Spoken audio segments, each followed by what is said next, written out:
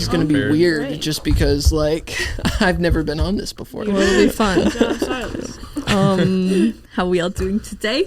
So well. So good. So good. Everyone knows the trick where we start recording, so there's literally no point in trying to get you guys to talk about something. What should we talk about while we know it's First of all, welcome back to Whistle the Feast. My name's Norah Kratz. Yes, and Nora is joined by me, Claire Marcus, and to my left, Silas Gawrisch. And to his left, Jaksyn Graham. Okay, so basically we are the co-hosts, and Jackson's the editor. Yeah. So we giving him a voice, we all gonna chat, bro. I mean, I have a voice. I just haven't used it. giving him a voice. No, That's not what I mean. We go back to episode 0 where I'm just silently miming things to Nora and Lydia in the corner. Yeah, it was helpful. We needed that. Sometimes we just straight up talk to you, so if you ever hear us talk to someone, we're talking to Jaksyn. So I assume we've been talking about scheduling this for a while, so I kind of assume maybe you guys have at least sort of thought about, like, being a co-host, or in Jaksyn's situation, being an editor, or I would say just being involved in the podcast, apart from being Jason Jaspersen or being a guest. And so I thought initially, I just want to hear your guys' thoughts, if you've had any, and then I think let's just go from there. So I'm going to go first. Please do, Jaksyn. So I've been involved in this before most people. I got a random text from Tyler Pasbrig in December of 2024, and he said, "Hey, Jason wants to do a podcast. You do a podcast. Do you want to edit Jason's podcast?" And I said, sure. Yeah, and then I emailed Jason and I said, "Hey, so Tyler planted this idea in my head that you had this idea to start a podcast. So, like, how is that going to work?" And then I got added to this Trello board, and my life has changed ever since. What a Trello board it is. But yeah, it's like I've just been around, and I've heard all of these episodes more times than I can count. Yeah. And I have like a dozen of them on my hard drive just ready to either edit or release to the real world. So which is pretty cool. Other than the people who had the conversations, Jaksyn hears them all, which is pretty cool. I don't cool. None of the rest of us really get to hear all of them. It's so weird because a couple of them from this season, like, I've had to re-listen to them because it's been months since I've looked at them. This season's been kind of weird. Yeah, it's just like, hey, here's this thing we talked about in July. Mm-hmm. Cool. Right. It's a long season. Yeah, it's a long Which season. is also weird. I don't know if this is going to be, if we're doing a third season type thing, that's when this will come. Maybe it'll be at the end of the second. You could be in Florence. How many episodes is he visioning? Yeah. I don't know. Okay, so I think origin story is actually a really fun idea. Okay. So origin story, you two. Well, why let it rip. We're newer. I feel like your origin story comes next. I think you should go first. I think you go. I don't remember the timeline as well as Jaksyn does. I just remember he was like, "I'm doing a podcast and I'd like you to be the co-host, please." And I was like, what a polite man. I know, what a gentleman. Jason is always a gentleman. And I can't remember whether it was December or January, but I remember him asking and be like, "We'll get started soon." And I was just like, right? Oh no, I think it was December, because then he told me to like percolate on it over break and like come up with like names for the podcast or names for guests and stuff, and yeah, that was kind of a roller coaster. But then when we came back, we like started scheduling people, and I was primarily in charge of scheduling people, which I still schedule a lot of people, but not everyone, which is really, really nice. It was a lot of scheduling. Yeah, and then Jason had some solo ones, and then the first one we had with people was Lars and Joey and us, and I've Angie been doing, and Angie as well. Yeah. And that released during spring break. I remember listening to it in your basement bathroom. The whole thing? It was like 2 hours long. But I remember starting it long. And I was like, because obviously I was aware that you were doing this thing for Jason, and then it finally like got released, and I was like, no way. And yeah, I remember. So I don't know.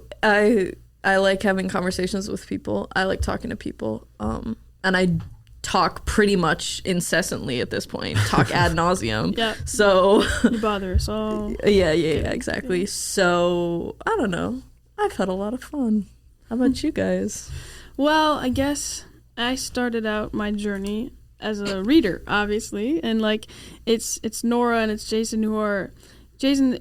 I didn't have a real conversation with Jaksyn until probably, I want to say March or April of last year. Like I finally, we would have these interactions where it was like we'd see each other and we'd say a silly little thing and then we would leave, and then none of us, like, never mind. So I approached him one time and I was like, dude, and like we introduced ourselves kind of, and that's not the point of the story I was making. No, it's still good. So yeah, I guess as the episodes were getting released, I would like run into Jaksyn and be like, dude, good episode, love that one. And I always had these reflections on them, and like Norah's one of my best friends, so like to hear her and to hear Jaksyn and these people around the table who are adding these insights that are just so brilliant, I was like, this is an incredible thing. And then just was listening and not listening, reading. I was a reader, weekly. I'm ready. I'm thinking and I'm writing and I'm doing things, and then this fall, Jaksyn, like, I don't remember how it happened, but I think it was just I got added to a Trello board. It was like a link, and I was like, and it was just called Whistle the Feast Season 2, and he hadn't had a conversation with me about it before. He had just like sent me a link, and I like join it, and I'm like reading through all this stuff and his ideas, and like it's just this crazy thing. It's kind of a mess, like a very organized mess. No, mess right? is a fair word. Yeah, I'm saying, You like, won't be offended. I'm looking at it and I'm like, what does this mean for me? I'm so confused. Like, I was a part of a podcast this summer, but like, anyways, and then he like didn't tell me anything, at all. And then, yeah, I don't know. Eventually, he was like, oh yeah, well, can you start scheduling things? And yeah, it was very. At first, I was kind of freaked out because I was very uncertain. I was like, what is this? What is going on? And Norah and I never like talked about it. And no, we did. Well, we remember, did, but you couldn't tell me. I couldn't tell because I thought Jaksyn wanted to tell her, and so she would be like, Norah, I feel like, and I'd be like, I can't tell you. I don't know if he wants to tell you. And then she got out of the Trello board, but she was like, but he didn't really ask me anything. And I was like, yeah, that's just the way he is. But anyways, so we love him. Yeah, basically, he the best. That's what it is. It's just now. Okay, Silas G. I also started out as a reader of Whistle the Feast. When episodes first started releasing, I listened to, I don't know, maybe an episode or two as they were coming out, and I was kind of like, this is pretty cool. And that was about the extent of my reaction. And then this summer, in the summers for work, I do landscaping. And I was kind of getting sick of the music I was listening to. And I was like, maybe I'll get into podcasts. And I was like, oh, that's right, there's Whistle the Feast. So I started listening to episodes again while I worked, and kind of binged Whistle the Feast in, I don't know, like 2 weeks. Yeah. Wow. Or something like that. Crazy, brother. That's went through so many deep rabbit holes of philosophical wonder. It was awesome. It was so much fun. I'm sitting there building a stone edging around a house, listening to all kinds of wisdom. Anyways, so that's how I became an avid fan, I guess. And then through the summer, as I was deliberating whether to stay here at Bethany or go back to MLC, part of the I guess draw was I knew there were things here at Bethany that that I was interested in and wanted to stay connected with, and the people and things like that. So, and it popped in my head. I was like, maybe I could be a part of the Whistle the Feast. And then the more I thought about it, I was like, there's no way Jaksyn would let me do that. Initially, I kind of dismissed it. I was like, it's not going to happen. And I thought about it more, and I was like, well, it can't hurt to just ask. Like, even if it's just out there, it'd be out there. Yeah. So I was on Jason's roof Well, there was a reason for Snuck that. there to go ask in the night. right through the chimney. Like, Yes. Yeah, right. So I was helping with Jason's siding and roof this summer a little bit, and I was up there, and I hadn't planned to ask him that day. I was kind of trying to perfectly calculate exactly how I was going to say That it. sounds like the most Silas This thing is I've ever heard. very much a me thing. Life. Yeah. And I got up there, and I was just kind of like, well, there was a little bit of silence, and I just kind of aired it out, I guess. So I asked him, and I was very, I don't know. The reaction I got was not what I expected. He was kind of just like, huh, yeah, I'll have to think about that. And that was like the end of it. And he said, but get back to me about it. I'm interested. Mm-hmm. And then I think it was the next day we were back on the roof, and I was anticipating having to bring it up again, just knowing Jason a little bit. Yeah. And we were up there, and he goes, and this is all it was. This was like in my head, I did it, I guess. I was up there on the roof, and he comes over to me and he goes, I've been thinking about the whistle the feast thing. I like it. And that was it. And I was jumped like, off the roof. Yep, exactly. No. And I was like, yes. So that was, I don't know, that was awesome. To be able to get the green light and start, thinking of people and topics and I don't know, just all kinds of stuff. So Yeah. and then got added to the Trello board, also surprising to me. Just kind of got it in my, I don't know, text or email or whatever, and now we're here. Recorded a few episodes, and I've been loving every minute of it. So it's been a blast. Okay, so I guess that was kind of going to be my next question is like, are you guys enjoying yourselves? Like, I know it's a different experience listening. Well, I think it is. I guess I wouldn't. I know it's a different experience listening to it than actually being on it, being able to be a part of the conversation, or a different experience from listening to it. And then Jaksyn kind of is the vault, I think, of all episodes. So maybe, can you see people's reactions? What is that like for you guys? I can start again. Please do. For me, I found myself listening to the episodes over the summer and really wanting to ask questions. Yeah. That was like the biggest thing. I was like, yeah. You can speak. I'm literally doing it right now. I just gesture to myself. This is what I do all the time. Right. I'm just chilling in this corner, writing notes on my little legal pad here. And I'm just like, Legendary. I'm asking all the same questions. And then eventually Norah will get to it. And I'm like, thank you.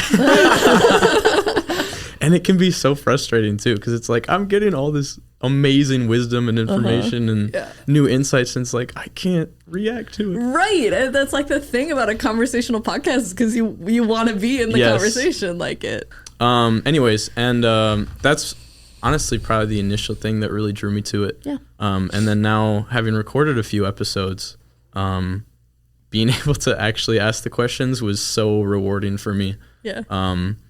And yeah, I don't know. I love it. This is such a cool thing. You guys are great at it. You're both absolutely fantastic. How do you know? I've listened to, mine aren't out yet. Like I could have. The only opportunity to hear me was the one that just Okay, came out well, this I'm weekend. positive that I have known you both for long enough to know that there's no way like you a would be bad compliment. at interviews. Also, I've seen you interview other people for things. I'm positive I have. Oh, that's. I can wow. attest to it. They both are very good at They're it. both very good at it. At least Thank Jaksyn can say it. I'm actually shocked that. Wow. Okay. Well, you guys are both great at it. I don't necessarily need to listen to one to know. Claire? Remind me what your question was. It was how I was talking about how's it different listening it from Okay. literally being able to like lead it. That's pretty cool. Oh, okay. Can I ask you a question, Claire? Yes, Silas. And it so you No. can talk, I guess. No, But you cannot. you said you've done podcasts before, right? Yeah. What's it like being a part of this? How's it different? How's it the same? That's a good question. No, that's not what I meant. Oh. Like, me and Renee started one once, and it was just kind of like we never really got it off the ground. But what I said what I meant when I said that was, I had been in a Whistle the Feast episode as a guest this summer, and then that's the one that just dropped. Okay. And then so like, Sorry. shut up. And so that's the one that I was referring to. But like, to go from being a guest to him being like, oh, here you start inviting people was like, oh, okay. Did it feel different? Like, did you feel the responsibility any differently? Being a guest and being on it. I feel like it's almost the same, like, I mean, it's a conversation, right? There's not really a hierarchy, but I mean, like, do you... I mean, there's a level of, like, you have to be the scheduler to it, which is interesting, because, like, it's not my best strength, which is, like... No.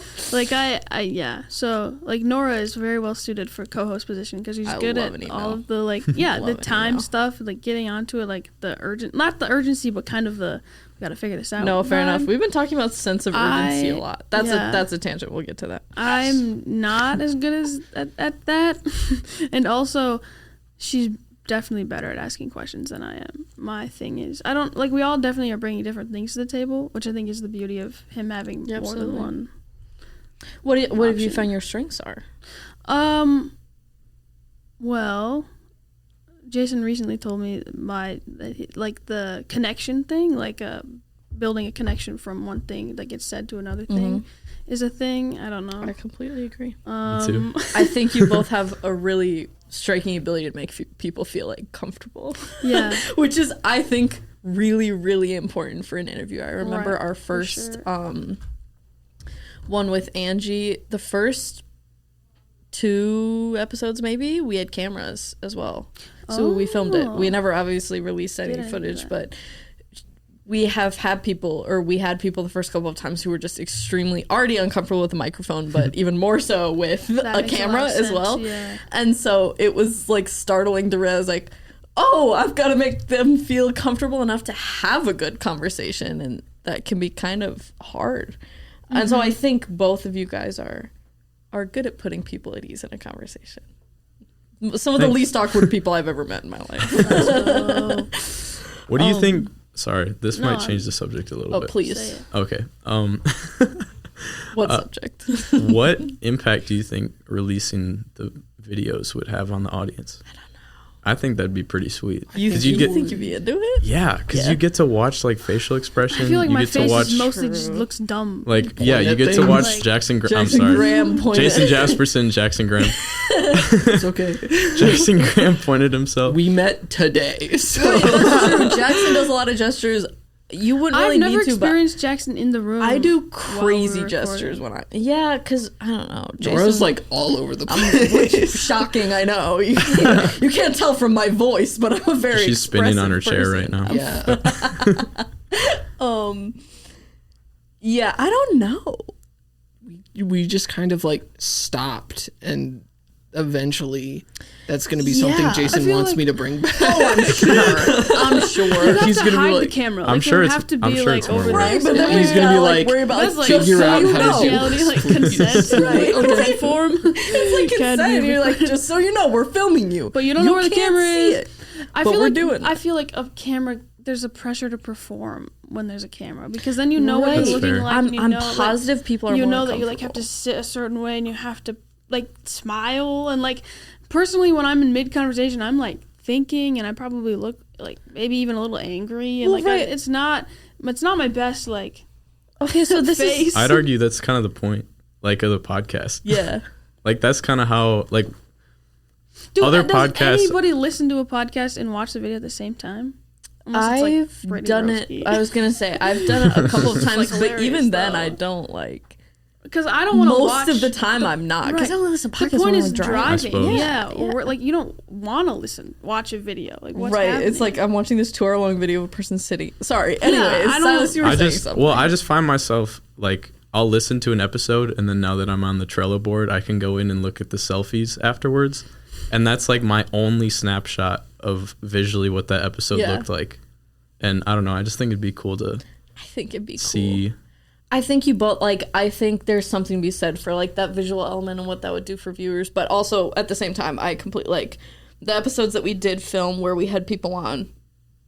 like both times I think there was like some person who I'm like, clearly they're uncomfortable with being filmed. And when you know there's a camera on you, I feel like the pressure to say something in like a time frame. Like we know that when we're just talking like this and it's just a microphone, Jaksyn can edit that time frame thing. Right. Like I think I would be freaked out. This is something I actually kind of wanted to talk to you guys about anyway. So like Jason and I mean like I remember when we were talking about it, sometimes he'll wonder whether it's cool for him to do things like have a 2.5 hour long episode and then have a 2-minute long episode that's like a poem or something. Mm-hmm. And like we've started referring to it as a medium. So like the podcast is a new medium you're exploring, just like sculpture or painting or drawing. Like, so you're allowed to try new things with it and kind of allow yourself to move away from the status quo in order to be able to fully explore like a new medium. And I've found that to him it's incredibly satisfying and he enjoys very much being able to like capture conversations with a podcast, and often like he'll be talking to someone and say like, we should be recording, like we should be doing the podcast. But I often will find myself just wondering like, when do I want it to be a conversation just for the conversation, and when do I want it to be a conversation held on a podcast? Mm-hmm. I don't think he is ever worried about that line, because I think I've almost tried to bring it up and he just doesn't like really think about it. But I do think like the microphone and being recorded changes the shape of a conversation. Oh, for sure. Yeah. I don't know. What do you guys think?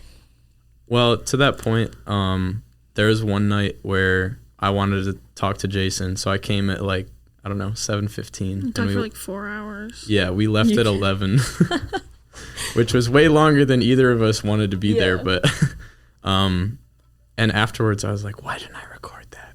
Yeah. But you bringing that up, I don't know. I wonder if there's obviously intimacy probably has something to do with it. Yeah. But probably more so like what that intimacy does, specifically like if other people heard that conversation I had with Jason, they maybe would have understood the information we were exchanging, but like there was so much that like, I don't know, maybe 10% of that 4-hour conversation was both of us just sitting there thinking. Mm-hmm. And it's not that the silence is bad. It's more like seeing each of us work on a problem almost together and think about it and think about new things. Like that's pretty intimate because we were both working on that individual idea. Right.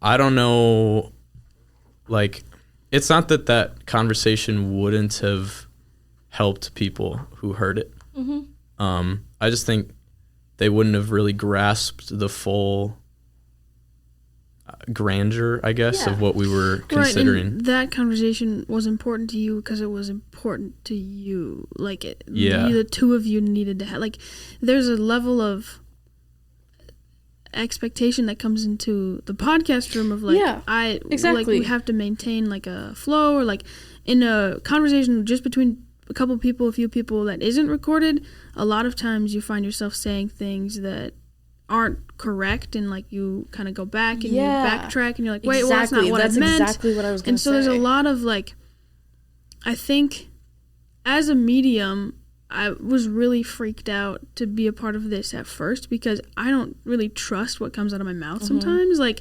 I really trust in my ability to write because I can go back and edit it, and I can like make sure it's like I can make it sound really eloquent and gorgeous when I add words to it, but I can't do that in the second of speaking. So like when people hear you or read what you wrote, like they have no reason to doubt what you're saying because they're like, how do I explain this? Like, because they're not directly involved, like they have no reason to doubt what you're saying. So if they were next to you while you were writing, they would see like the process, I guess, or maybe the mistakes that you corrected.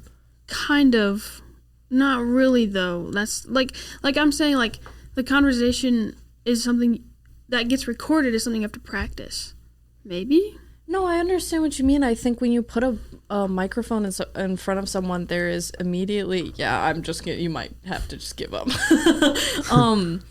There's an expectation of like, I have to sound intelligent and I have to be intuitive and I have to pay attention. And that eliminates an element of conversation that I find really restful and lovely, which is I can say whatever I want and it might be wrong, and that's part of the conversation. That's part of moving forward with the concept or the idea. And I think when you're in a conversation that's not recorded, you don't think about that, especially when you're with people you trust. You're ready to explore a concept together, and that means making mistakes. And I think in a podcast, suddenly like the stakes feel higher because you don't want to sound stupid. Right. And you don't want to make mistakes. You want to understand everything right away, and so that you can ask good questions. The people the people who will listen to it, you don't have the chance to justify what you just said. Like the people who are with you presently, you can say a thing that's completely incorrect, a blunder. Like you can say whatever you want, and if no one clocks you on it, if no one asks you about it on the podcast, then if no one asks you, if you don't have a chance to reset, like wait, that's not what I meant, then there's just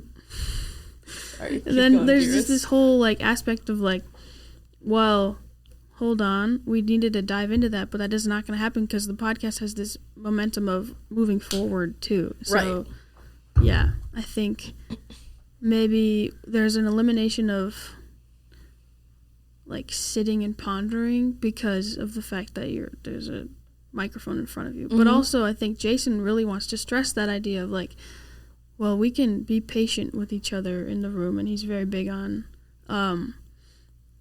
talking and speaking slowly enough that the readers get what they need, which is another thing I've been focused on too, is like, well, I can't, like, my go-to is usually to talk a mile a minute, and like that's not serving anyone. If I'm like, I'm not that I'm going, never mind, someone else say something. No, you're good. Silas, do you have any thoughts on that? Yeah, but I haven't formed them yet. It's okay. I think like, yeah. I mean, that's exactly right. I guess you're right that Jason, I mean, like, he does a really good job of trying to keep it as natural as possible. But there have been times where it's occurred to me on the podcast or afterwards, like,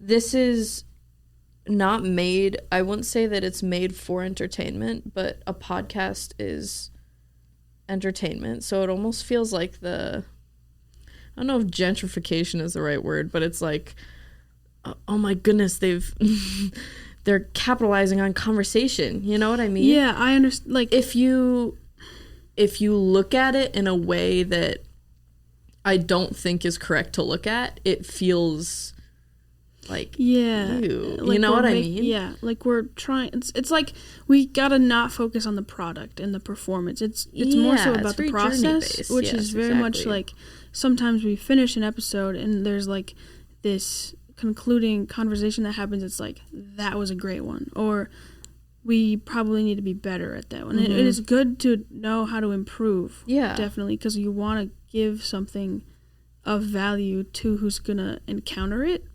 But also sometimes you're just having an off day and you can't produce good. Like, yeah, absolutely. Like quality questions or quality. Jaksyn, thoughts? So as the editor, Jason and I have had a lot of conversations about what goes out and what doesn't, and like he is, like Norah was talking about, it's a medium that he's exploring now, and he's like, oh, can we do this thing? And I'm like, sure, we can figure it out. And he goes like, oh, can we do this thing? Like, and I'm like, sure, yeah. And he just goes, okay, so I don't want this to be the traditional thing. This is not how I work in like traditional like realms of thought. Very and I'm unconventional. Like, yeah, very. And he's just like, so when you edit, how much of the stuff do you edit out? And I said, I don't know, like ums and uhs every now and again. If you like restate a thing, I'll like try and make it sound cohesive. And he just goes, why? And I'm like, Jason. and then he goes, okay, have I heard any of that? I go, you probably have. You just don't know it because there's a lot that I do. But I also still make it a very Jason type show where it's like you do have those pauses in there for like an extended amount of time, and that he leans over to me every now and again and goes, isn't this nice? Just like us thinking. And I'm like, yeah. Yeah, and then there's me over here just making notes as to what I need to put in the show notes, which the show notes are all me. That's my own thing. But yeah, that's my fun little thing that I get to do for every episode. But yeah, it's like, this is a very Jason version of a modern form of media, which I think is super, super cool. You definitely make us look really good, that's for sure. I do what? I mean, sound really good? Yeah, that's probably true. But yeah, it's like there's so many of these people that like I have not met, but like I feel like I know them a little bit more because it's like I'm listening to their points of view on things. Yeah, it was an interesting thing because I just edited the Matt Moberg episode. He called out to me several times during the process of the conversation. He's like, Jaksyn, cut that out. And I'm just like, oh, this has never happened before. This is really weird. And so it's like I was never happened before. Like in terms of me not being there, someone being like, right, cut that out. So you weren't. He was like adding it for you to listen to. We told him that Jackson's our editor, and then he would say something and be like, Jaksyn. He's like, cut that out. Or he'd Are be you like, leaving it in?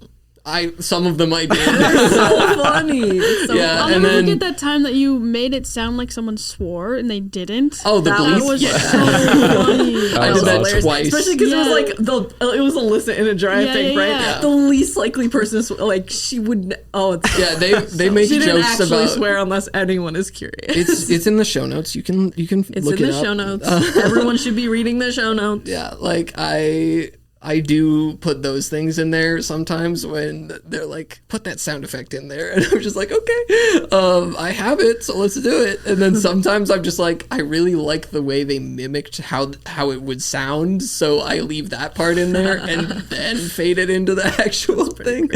Oh, it's wonderful. Norah does foghorns a lot, and so I do. Yeah. It's just so funny. It's the perfect. Yeah, it's the perfect. It's a perfect sound effect. Yeah, it's a very personality-based thing, it is. And I think me being in the room helps. But when I'm not in the room, I'm like, "Is this okay? Like, is this okay, Jason?" And he just goes, "Yeah, that's the best one yet." And I go, "What?" Silas, what you got? Going back a little bit to the way, I guess the way you put it was like, you asked Jason if it was okay, and he goes, "Yep." Yeah. Just I like that you keep it. If you compare it to like the podcasts of the world, it would look cracked. Yeah. Or like flawed. Yeah.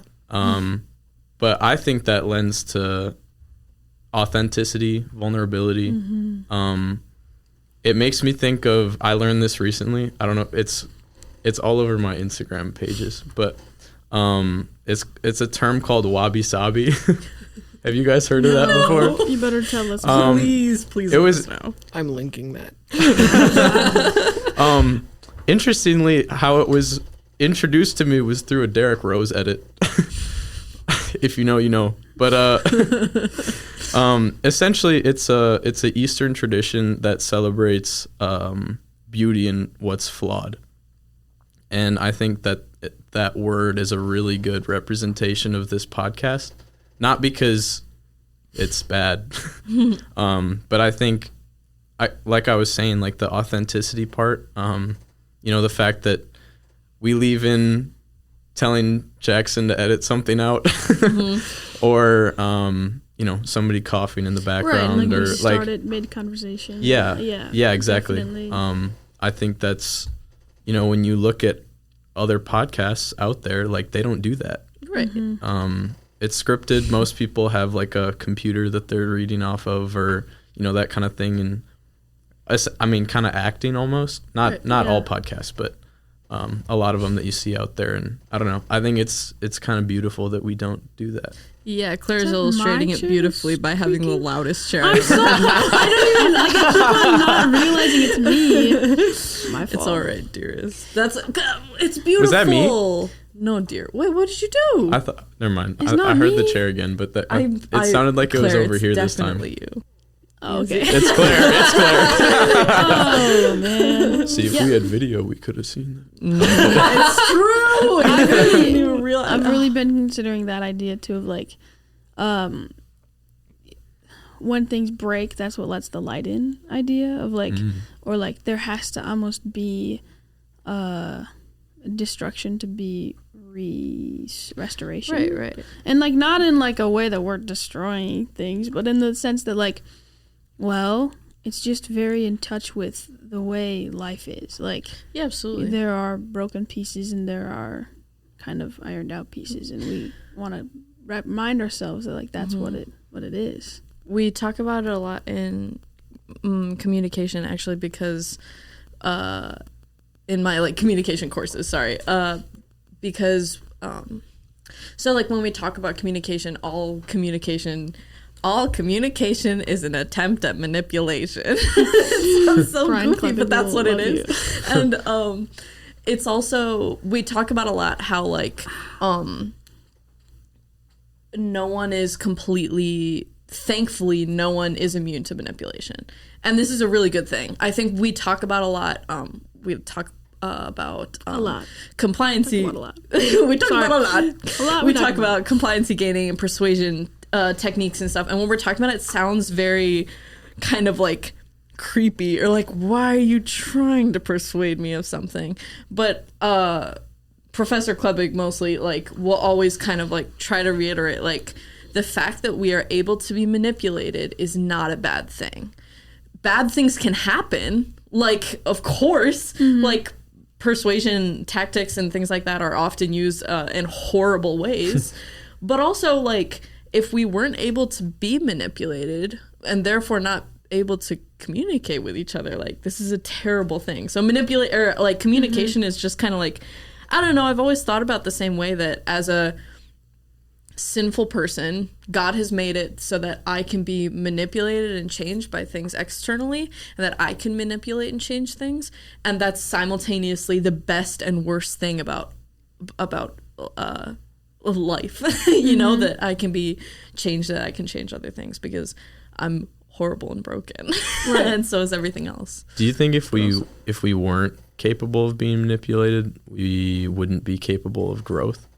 Absolutely, I don't think so.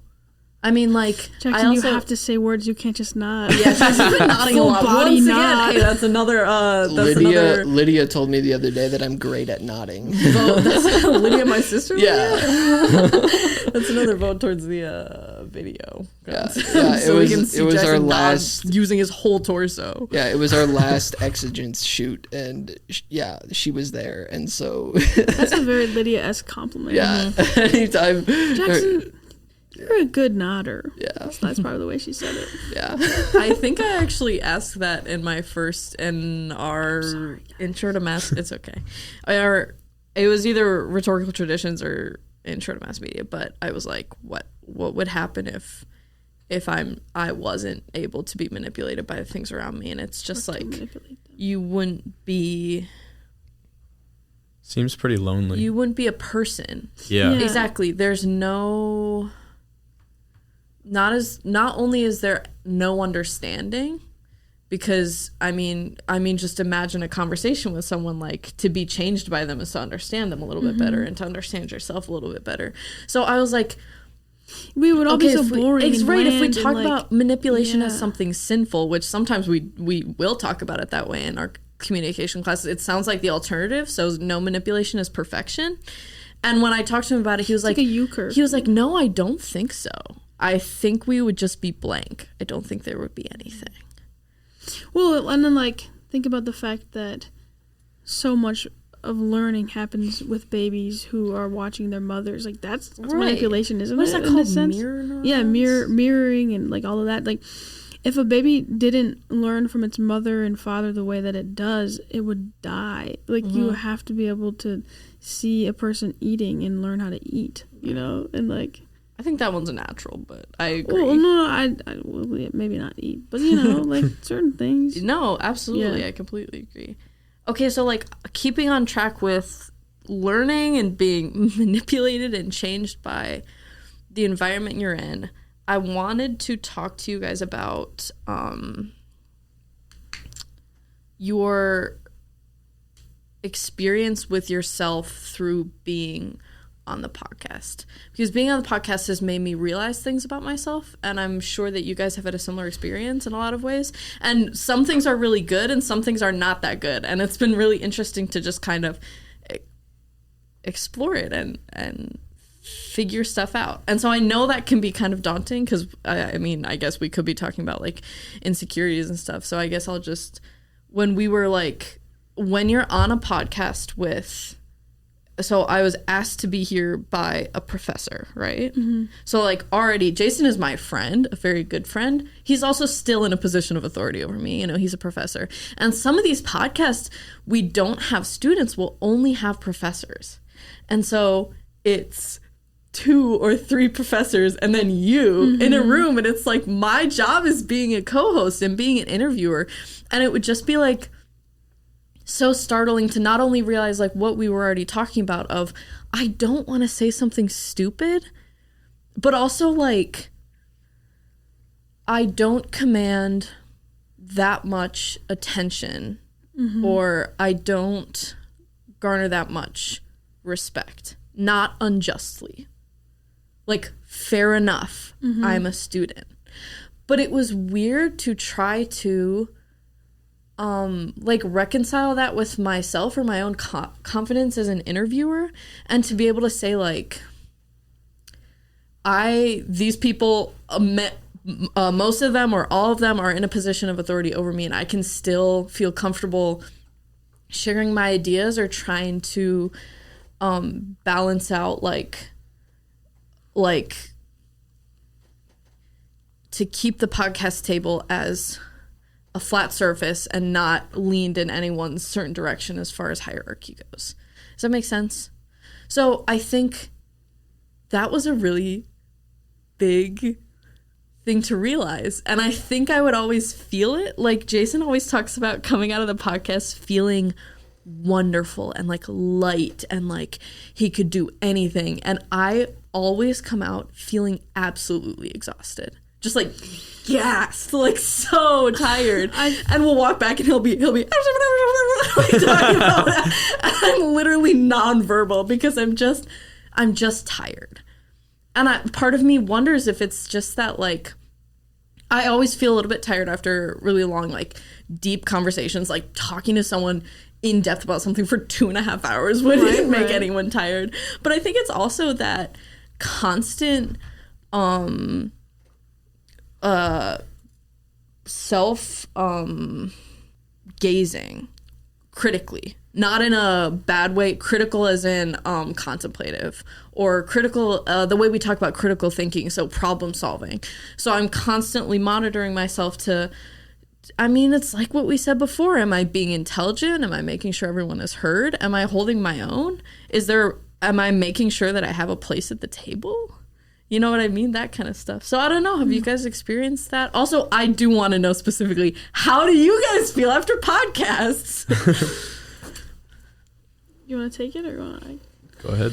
I don't experience that at all. Yeah, please let me know. That is very interesting. Like I think that your sense of responsibility is a lot higher than mine. And I think that your idea of balancing the table is very interesting to me, because I don't think about me having to navigate the conversation to make sure like everyone gets heard. I don't think about the way that like I don't really consider that a priority for me. I guess I just want to listen and then say a thing when I feel a thing, and then I don't know. And I mean, maybe that I need to probably improve like something, because I worry that sometimes I'm not like steering anything. I think you are definitely taking a lot of the steering, and when I listen to you, like, you bring an energy that's very much like,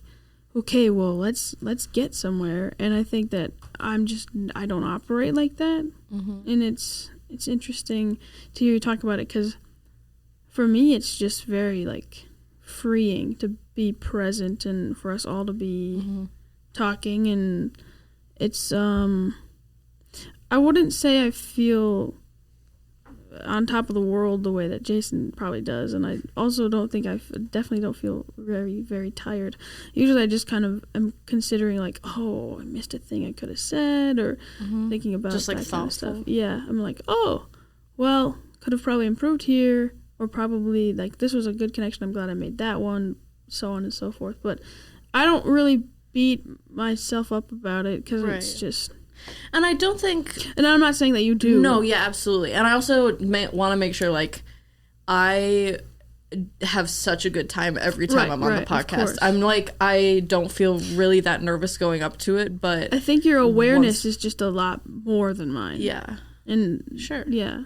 And that makes you tired. And to be aware of what's going on. Okay, that makes sense, try to take, like, initiative to steer something is tiring. I understand that a lot, because like when I host something and I have a vision for it and I want it to go a certain way, it's exhausting to like, I want these people to be here and I want to, so maybe I just don't bring that energy into this. Maybe, but I also think like when we're talking about strengths and weaknesses, I think that the ability to completely like submerge, like drown yourself in a conversation and let go of the context or the wheel is probably very healthy, and means your episodes are, and it's probably one of those things that like that just is the beauty of someone gets to listen to the different episodes and gain a different like thing. And I think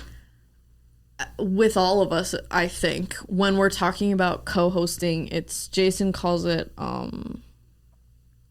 responsive intent. I think the normal person probably knows it by a different name, which is like intuition. So like we're constantly reacting and changing, and a good conversation is like a dance. So sometimes someone is leading, sometimes someone else is, and we're all kind of trying to you gotta find a balance of when you chime in. It's an art. Yeah, it is definitely. Good convos are like a waltz, not a line dance. Oh, beautiful. Wow. Silas Gawrisch, 2025. What you got on that subject? When you dance, when you're done dancing, are you sweating, or are you like, yeah, keep taking the metaphor further. Really? That's what I'm doing. Gross. Sorry. I didn't even hear him. Okay. I said drenched. Oh. Anyways, sorry, but for that image, readers. Well, it's not. Yeah. Leading up to a recording of an episode, I bet you do a lot of prep, don't you? Do you? No. Oh, really? I'm so proud. I really want to, though. It goes against all of his instinct. It does. It really does. No, yeah, it definitely does. Yeah, and obviously, sounds about right. Obviously, I don't try to put it completely out of my mind. Yeah. Like usually there's a loose theme for episodes, and I kind of I make sure that I think about it, but I don't form anything ahead of time, so that it's it's on my mind, but I'm kind of forming it as I go, which I think is helpful. But leading up to an episode, I am so nervous. Yeah. Like and I think it's partially because I don't want to say the wrong thing. I don't want to sound stupid. We kind of talked about that a little bit. I think, and then like right before, it's it's usually on the drive over. I have kind of a moment where I'm kind of at the peak of my like stress, I guess. Mm-hmm. And I kind of go to the only thing that has calmed me in times like that, and I say a prayer. Mm-hmm. And most of the time it's, along the lines of, Lord, you know the wordless groans of my heart. You know my mind. You know the things that... I love that verse so. Yeah. You know the things that are on my heart and mind that maybe I can't share or that I want to share but am incapable. And then I ask that for the sake of the people that we're sharing this information with, that are hearing the messages that we're sending out, for their sake, let me be able to say the things that are on my heart. Yeah, absolutely. And it's a really slippery slope, because it can turn into, then if I do well, it's like, ooh, I did pretty good. Mm-hmm. But then I have to, remember, like, that was not my prayer. Mm-hmm. That's not the purpose of the podcast. That's not the purpose of why I'm here. Mm-hmm.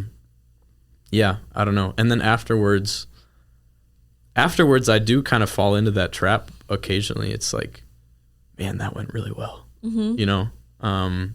I think you can be proud of yourself. Yeah, that's true, I guess. But I don't know. Then I always have to kind of check myself a little bit and say another prayer, and Lord, let this reach the people it needs to reach.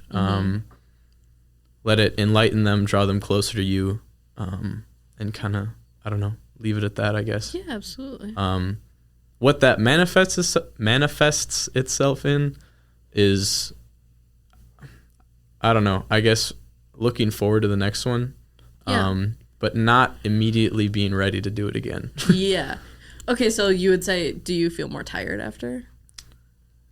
I don't know, because That's surprising, because usually, I don't know about you, but when I'm really anxious about something after it's done, I can get pretty, because anxiety is like so tiring. Yeah. Like, yeah. I don't know. Yes and no, because I'm kind of tired just because it's a lot of brain power, and yeah. I don't know. It takes a lot out of you, usually but doing it in the evening. yeah. Yeah. Also, yeah, it's usually an evening thing. Yeah. After a full day. Here's how I'll describe it.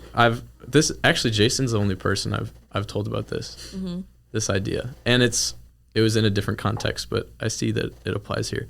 Mm-hmm. So think about like when okay,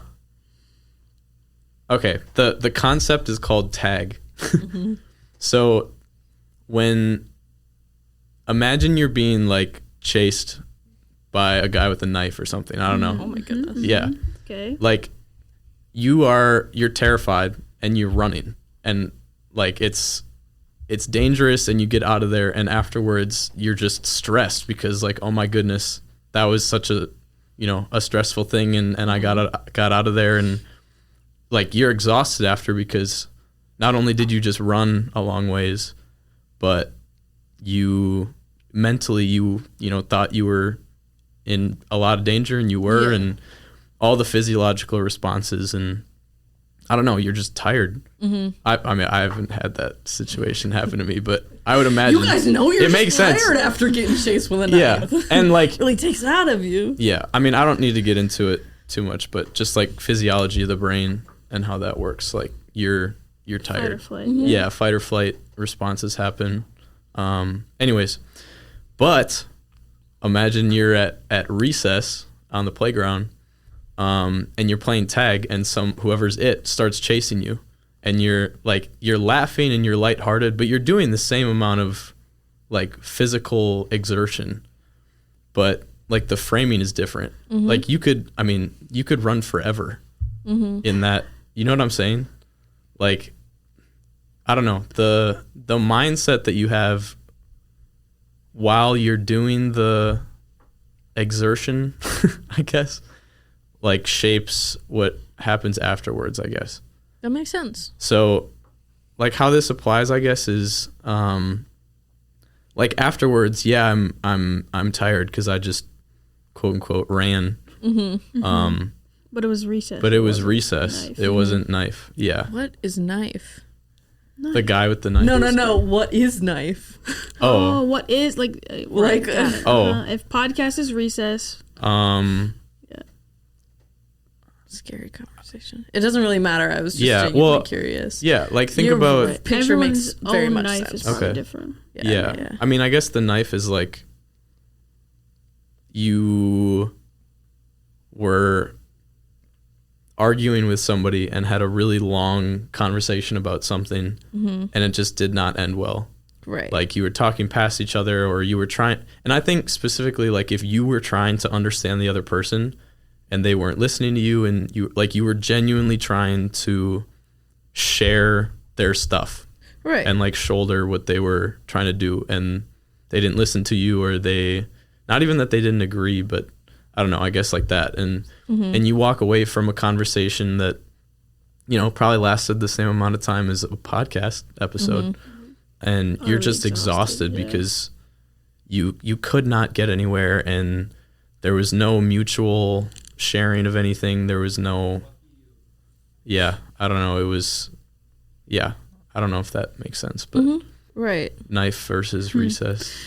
I like your picture. I really do. I'm not sure how the adrenaline and the threat play. Oh, stop, chair. It's okay, dude. Yeah. Wabi sabi. It might be a little. Yeah. But it's still beautiful. Jaksyn, thoughts? We've been here quite a bit. It's kind of crazy.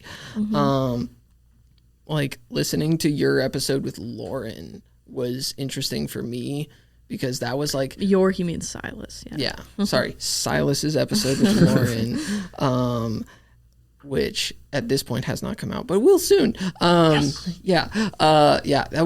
was like kind of crazy because I was like, this is just the three of them, and I have not heard Jaksyn talk without like another like guest like of like professor age. And I'm like, this is weird. Yeah, it was three kids. This is really weird. Yeah. It's like the same thought I had editing like the Sweet Haven episode where it was just like I've been in some really unconventional ones. Like Yeah. I've been in because I was that one and then the Sweet Haven one and then also like with Leah Matsky and Annika, like not a professor. Like just But it's like that's the point, right? We're imparting wisdom across generations. Right. Like having students and professors all at the same time. There are things that we can learn from each other. Right. That you would not know. Well, obviously there are things that you can learn from professors, but well, no, exactly. I mean, that's what I just talked about with struggling so much is that like, do I exactly like is there something to learn from me? Why am I here? Like, do I deserve to be here? Like did Jaksyn make a mistake by asking me to help with this? Like, am I adding anything to the conversation? So I think that's very, like, obviously we can learn things from professors, but I don't know. There are episodes with the like student part is scary. Professor Klebig where it's like, you know exactly what you're going to get. But like the whole time I'm seeing these professors be as impressed with the students as the students are with the professors. Do you really think so? 1,000%. Like every time I walk out of this room, Jaksyn has a phrase where he goes, "It worked again." Because that's the reason sometimes we go 2.5 hours is because sometimes it takes that long to get there. And then like absolutely, you'll have episodes like the Mana episode where it's like Olivia and Dr. Wooler are like being the loudest I've ever heard them in. Oh, I love it. In the whole time I've known both of them. And so it's like you get to that point where you're just like, oh, so now we're like forgetting about like the framework and now we're just kind of learning from each other. And I think that's the essence of the show. And that's a thing that I struggle with as the editor because it's like I just know all of these things, and every now and again Jaksyn will be like, it's like that one episode, and I'm like, yeah, it is. And then it's an interesting thing too because there's an episode we did with when Matt Moberg came back to get his art show stuff, and he and Natalie jammed for a little bit. Jason has not heard that episode. That is he had a faculty meeting. Yeah, he was at a very important faculty meeting, and he walked in and he just goes, "I'm just gonna let Jaksyn spearhead this one." He didn't say that. Matt Moberg said that. But yeah, he was like, "Okay, so I'm just gonna let Jaksyn run this, and you guys are gonna just talk and like play some music, have some fun." And so he quickly rearranged it so that I would get it done faster. He was like, "It's gonna come out in December," and I'm like, "What? Okay, okay, cool, yeah." And so yeah, that's fun too, where I just like, he gives us the freedom. Sometimes there are gonna be days where he's like, for example, he's gonna be like, "Silas, person, go talk," and that will happen, trust me. And so it's like, it's gonna be that point where it's not just like, Norah said it for like a couple episodes. She's like, "It's your podcast, Jason," and I'm like, I don't think it is anymore. I think it's our project just as much as it is his. That's actually a great segue, because the next thing I wanted to talk about was ownership, and like genuinely something that I have struggled with so much with the podcast and still struggle with. I know. Both because of other, like what I just talked about, as far as like not believing in, I don't know, my own input or like stuff like that. But also as far as like, if I asked these people to do this, would they say yes? Probably not. And so that immediately like puts, do you understand what I'm saying? Like, it changes, my perceived value of myself on the podcast. And so for such a long time, I was like, it's Jason's podcast. Like, I just help with it. It's Jason's podcast, but it's like, like it's his project. And that's how I would email people, is, I don't know if you've heard, but Jason has a podcast and we'd love to have you on it. And for me, it was like, I'm just connected to the students. And I remember like slowly, like as they started coming out more and people would talk to me about them and I started like caring about it more, it became more and more of a problem that it felt like it wasn't mine, but it still mattered to me.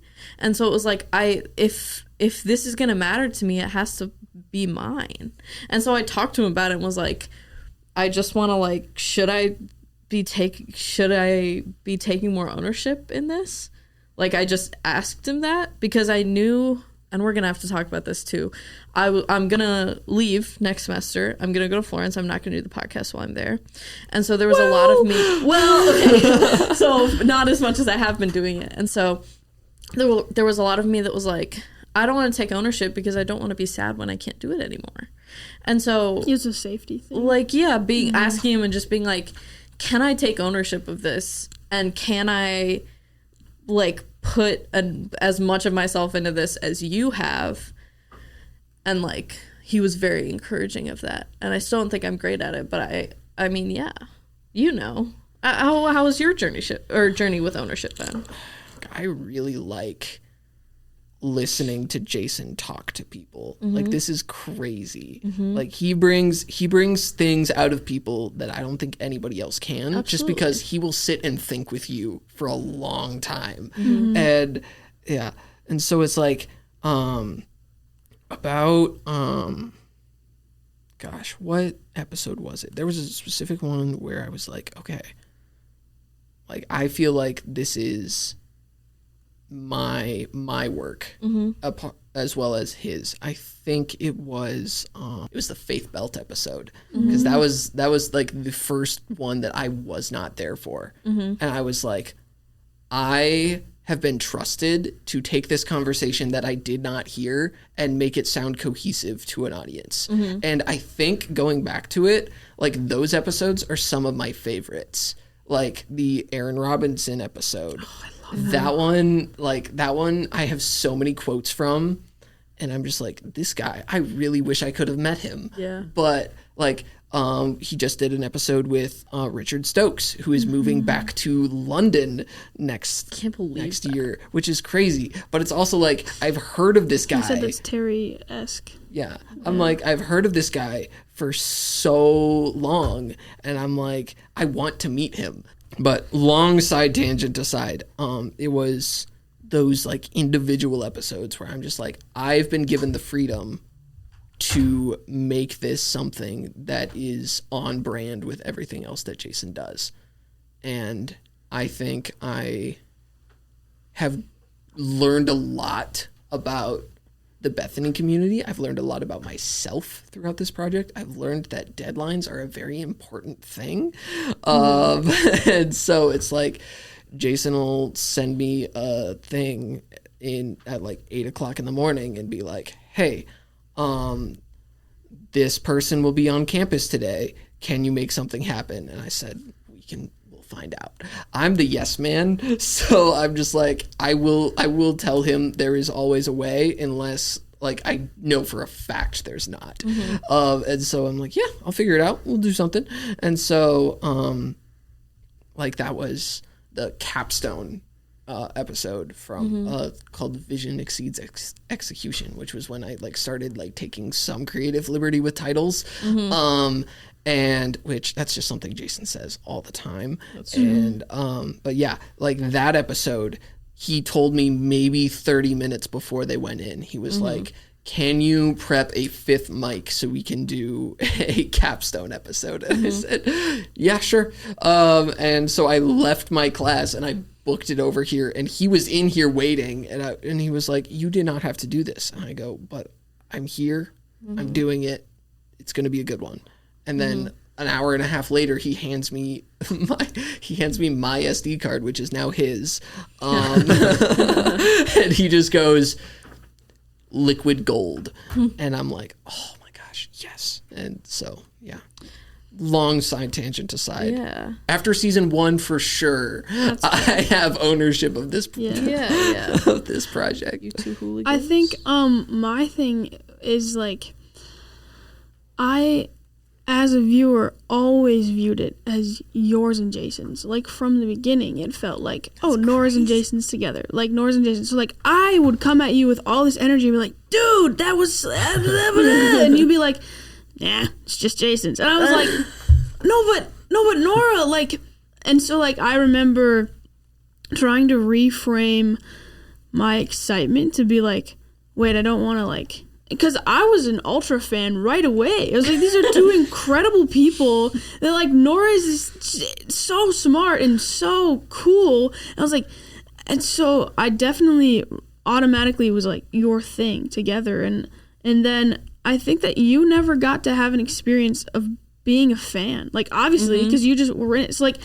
I think that our connection to it is so different because you, like, started as a host with him. And it's this interesting thing of, like, I wonder what season 2 is going to be like for you, because you'll be able to sit back and be like, oh, wait, and this is a conversation that I didn't have. And, like, maybe there's a thing that, you know, because there's a weird aspect of listening to yourself talk. And I'm looking forward to that. I think sometimes it makes me a little sad that, like, you never got to experience it as a thing that you looked forward to, like, weekly. Like, every single week I'm, like, waiting for Saturday to show up because I need to hear what Jason and Norah have these people on to talk about. And I'm like, the faith that I can put in the two of you, it, like, turns into, obviously it's Jason and Norah podcast, like, definitely. Thank you. But yeah, so I think hopefully that your being away is good for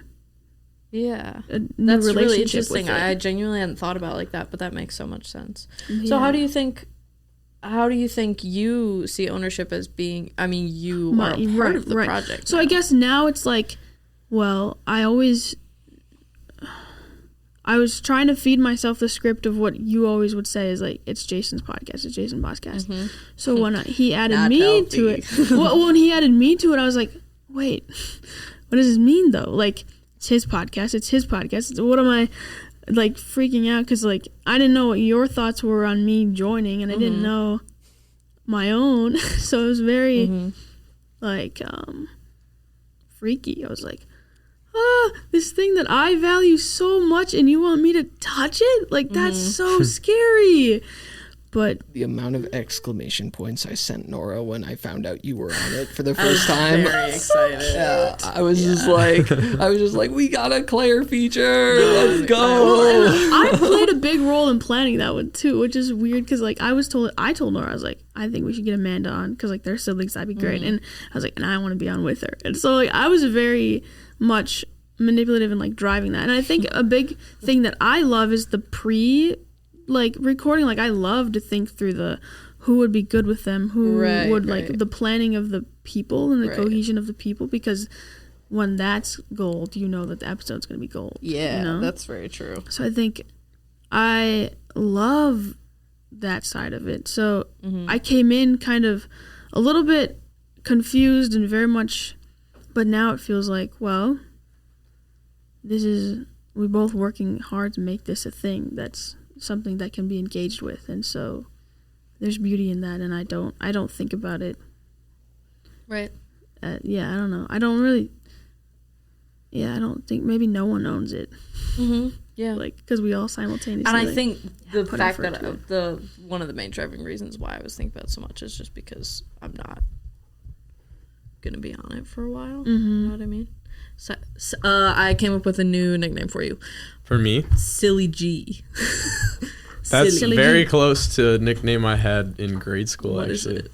Sizzle G. Sizzle? I like silly because it's got that L in it. Yeah.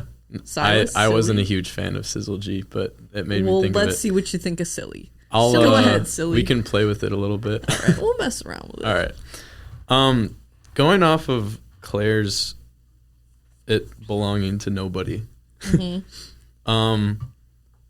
I have. Sorry. Go ahead. I was gonna say because that was a huge thing with like when Jason asked me to be a part of it. He tells me it's like this is very intentional, and then he starts telling me like all the other people he wants to include. And I'm like, okay, well, I know you're being intentional, but I don't want to take ownership of something and value it and like identify with it if it's not, because like to hear that all these extra names get added, it's like, oh wait, well, I shouldn't be the one who's like, oh well, it's mine, because it's not ever at all. So it's this weird like, well, you're gonna add these other people, so I can't. I don't. That's kind of where I was going with that. You don't want to attach yourself to value. Exactly. You see exactly what I mean. It's like I don't want to attach myself to this because. Yeah. Right. Because what is it like? Not that it needs to be an individual decision of like, oh, you will only be the one taking Nora's place. Like that's not it. But it's like very much when he's telling me like, and Silas is gonna be part of it too. I was like, oh wait, so I don't need to freak myself out because there's not a pressure on just me. Like you know, it's like, oh, we can all be doing this together, and I think that's a beautiful. You still get thing. to enjoy it for what it is, but it takes away the pressure of like making it right. And like you never got to experience that in the beginning, so obviously the pressure was like you were kind of doing the dirty work of get the schedule, and now it's probably gonna be able to take on a different thing. I'm excited for that. I'm looking forward to it. Silly. Sorry, silly. Still indifferent. On Silly G.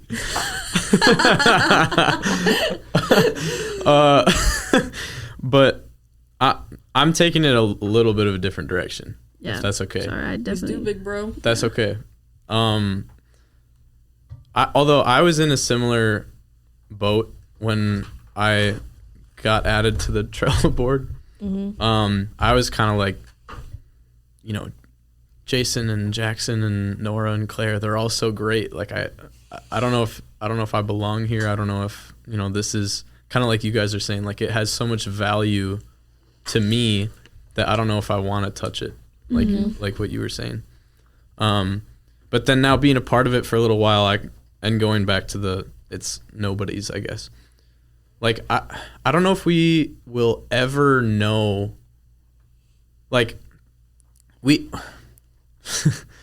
talked about a little bit, or at least I have, like, obviously we'll never know the scope of influence that the podcast has, but on like an individual basis, we'll never know the scope of whose it is, like ownership wise. I've been thinking a lot about God's providence recently, which has been kind of a big theme for Whistle a Feast, and just in conversation that we've had. And the way it was described to me recently is that God's providence is God individually seeing to it personally that you are loved. And like, okay, here's my example of this, I guess. Like, obviously we're all friends, we're all part of the podcast, we're here together, we enjoy doing this. This podcast has been incredibly transformative for me. Whether it's listening to it or, asking questions of Jason or now being on it, it's been amazing. Just that, the fact that I've been growing personally and growing in my faith is God's providence. He's seeing that I personally am loved.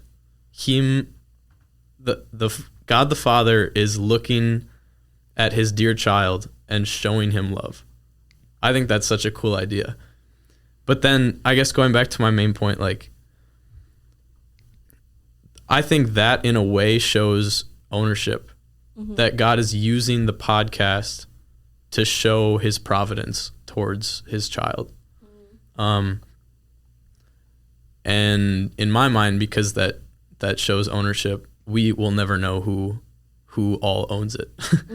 I'm sure each of you guys can be transformed by it. You own it a little bit. Like, right. The listeners all own it a little bit. It's your podcast. It's and their podcast. Yeah, they're listening to it all the time. Yeah, reading. Sorry, and God's using it to show you that you're loved, and that He's working through these earthly, flawed, cracked things to work something beautiful in you. To let the light in.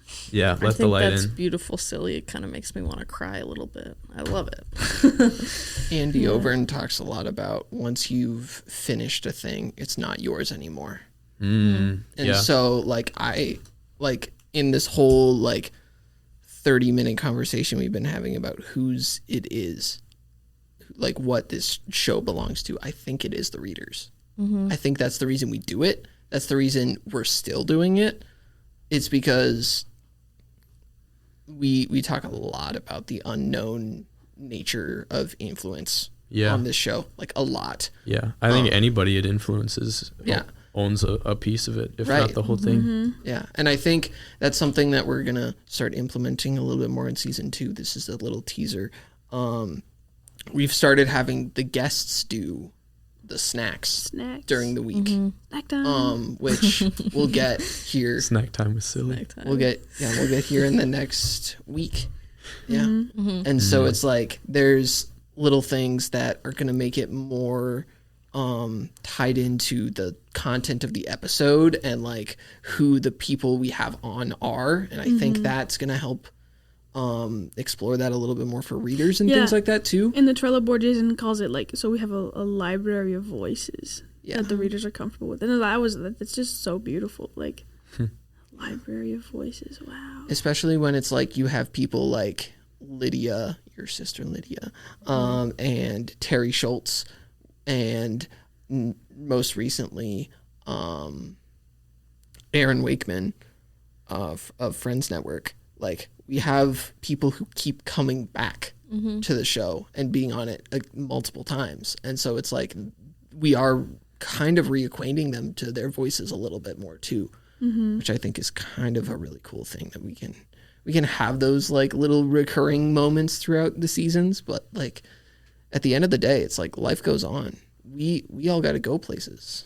Like, right, we're all moving. As Silas brought up the provisional hands of God.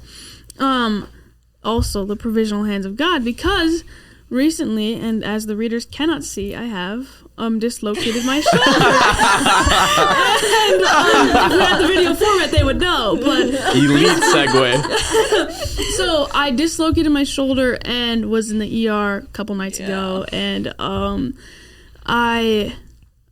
so for one thing, to fix me, they had to give me doses of pretty crazy high drugs, like ketamine. Like, we're talking like hardcore, like psychedelic, like stuff, right?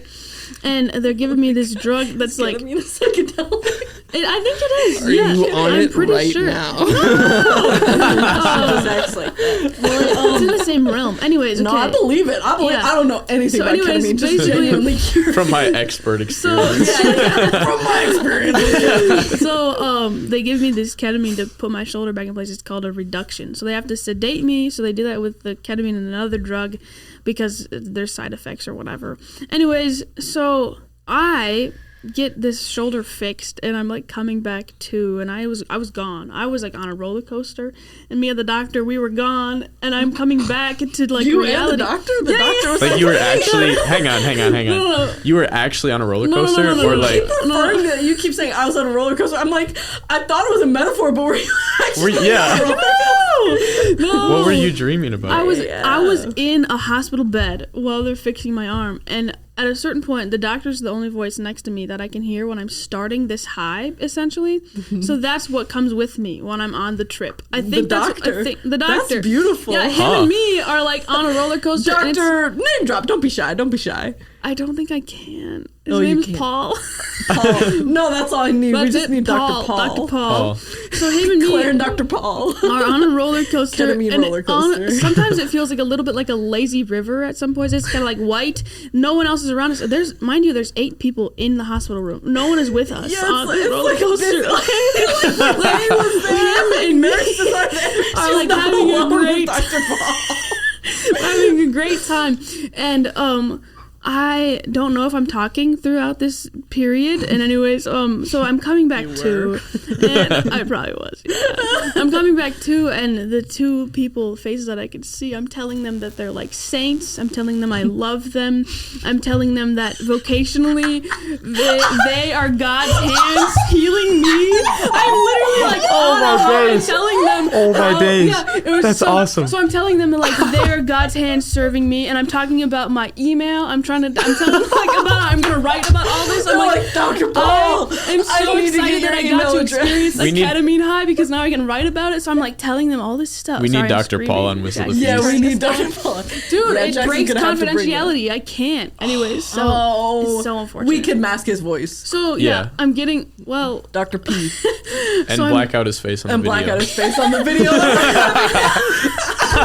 Guys, sorry, Claire. Okay. I'm so sorry. So I'm getting off of this high, and I'm like saying things, and all of a sudden I'm aware that my arm is back, and I'm like, whoa, like my shoulder is there again, and I'm telling them this hooky stuff, and I'm where was I going with this? Basically just provincial love. Yeah, I guess the idea that obviously a drug in the wrong context to escape your reality by yourself is wrong. But when the doctors used it, it kind of felt a little bit, it was light. It was so light. Like it was, I felt like I was flying like instantly. Like, anyways, that's not the point. It just kind of felt like the way the gospel works is like, I'm in the waiting room and I'm angry at myself. I'm feeling ashamed that like I have these 3 friends here who are gonna have to stay up late. I'm annoyed. I'm in a lot of pain. I want this to be over with. I'm just so aware of my own stupidity and my own humanity. I'm like, how do you let this happen? I'm so mad, right? And it's like all of this is going down, and then I finally get this drug in me that releases everything and lets them fix it. And it feels a little bit like the way. It's irrational the way the gospel works. God's love is so backwards to us. And so the use of the drug to use the hands to provide healing for me was kind of like what it felt like. And also that idea that you can't go sprinkling gospel where there isn't an understanding of law. Like there has to be balance, right? And I'm not advocating for anyone to go do such a thing. But it is this weird thing where like considering the provisional. I said it wrong the first time. Okay, yeah. Provisional hands of God is like all these people that were here with me, fulfilling their vocation to heal me, and also now I have this sling to wear, and it's this brilliant reminder of how stupid I am, and also like how I need to like slow down, like be intentional, literally. And like actually, yeah, literally, she just looked at her running. So it's this or idea speed of up. oh, hey, I don't know. And Or also, don't fall the day into that it a door. happened, I had my day planned out from 8:30 to 11 p.m. Literally, she it told me was that like, morning. She was like, "I have every minute of and it's today like, planned out." The idea that I thought that I could like do that is so. God literally was like, "Nope, stop, slow down, like pay attention." So now it's this interesting thing of like. When you shot right back into like, That is fascinating. What Yeah. an interesting perspective to take on the shoulder dislocation. I also think it's brilliant. I think that's such a fun. It's really that's fun. that's a really interesting But picture. and Yeah, she's not. Don't dislocate your shoulder. Uh-huh, Don't do that. ketamine. Don't do ketamine. Don't I was just gonna say the lesson of the moral of the lesson is take ketamine. silly. Nope. It's not. Silly, Readers, silly, do not silly. take ketamine. Don't do that. Put in a sort of a klaxon sound, or maybe a atomic bomb. No, that is- That's it. That's the one. No, but Don't it's do- definitely very much like when you come to terms with the fact that like you're gonna mess up, but God is giving you all that you need. The whole manna thing. It's just I don't stop preaching. Well, now I'm gonna be thinking about that. I genuinely had never heard of the provision. Like, okay, so is it providence or Providence. provisional? Well, that she's saying. They're talking about different things, Provisional. but also kind of the same. Yeah, they're similar. Providential. I think what both of you guys are talking about is, especially, I don't know, Silas talking about like God individually, like specifically showing his love is, I don't know. I'm just gonna be thinking about that a lot. I read a book called The Ruthless Elimination of Hurry, and I like read it in an actual like book form because I was like, I can't audiobook my way through this. I feel like that's I'm 2 times against speed. the purpose. Silly's over here downloading the info in his head like a flash. But yeah, there's a part in it where they talk about if Satan can't make you sin, he'll make you busy. Dude, And Grayson that's- read that book too. Yeah. And so it's like it's a whole like it's a nice short little book, so you can probably get through it pretty quick. But Show notes, Barnes and Noble link. yeah, I do that all the time. You have no idea. But yeah, it's like this book has like brought a lot of change to the way I live my life, and I'm just like I could be doing so many things, but I do need to remember to slow down every now and again. And like this is a I'm very a senior, dude. Like I'm gonna be out of here in a year, Right. And so it's like I just need to, like I've been pedal to the metal all college. This and is now a I just big, need like- to slow down and let it breathe. This is an extremely physical reminder of needing to slow down, and I need to welcome it because there's so many ways it could have been so much worse. So the arm sling, I'm trying to figure out what the arm sling is in the metaphor. Okay, so we got ketamine's the gospel, the It's injury the is the raft law. that you rode the lazy river on. No, that's beautiful, not. Silly. But what is the sling? I told Jason today it's the life of don't have to be in the sanctification. metaphor. He said Oh. it's not. He said that's. Wow. He did. I was trying to like play around with it. He was like, no. He was like, that's too law informed. You don't have to live a certain way. It was very interesting.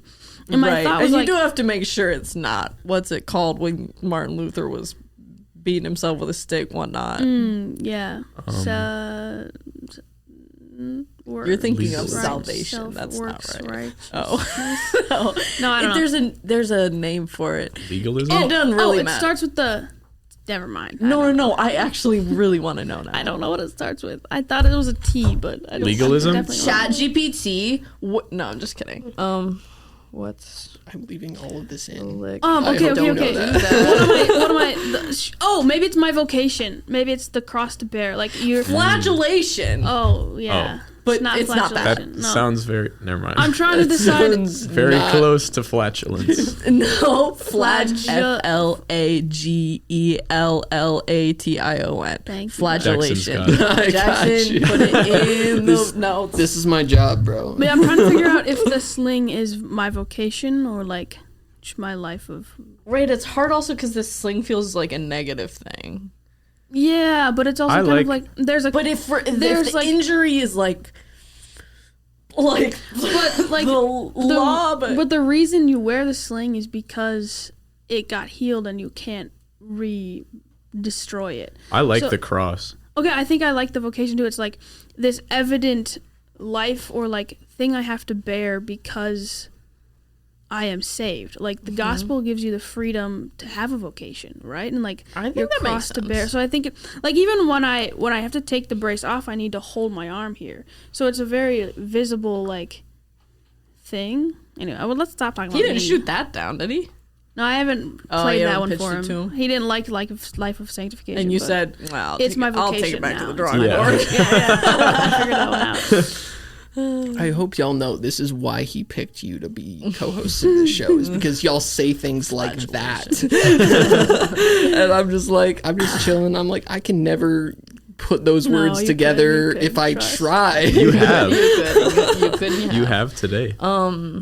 Okay, sorry. Let's talk about... Hang on. I'm sorry. I had one more thought about that. Silly! Sorry. I'm being way too silly right now. No, that's so funny too, because then when you're angry, you can just be like, silly? That's so sick and funny. Norah landed on some gold. Anywho, I really liked how you described the whole like situation as like a description of the gospel. And I don't know why Jaksyn used the word like let it breathe or breath, however you said it. And it's funny you said that because while Claire was talking, I thought of a similar thought. It's like when you're crying and you take a really deep breath and it's kind of like stuttered, but like it totally calms you down, even if it's momentarily. Those are such good breaths. Yes. I just love crying so and much. it's like it's so good. it's so freeing. Yeah. Like I actually completely agree. Yeah, like Great to pull. your point, like deep bag pull. Well, right, because you're in the midst. Deep bag pull, silly. Deep satchel pull. Stop!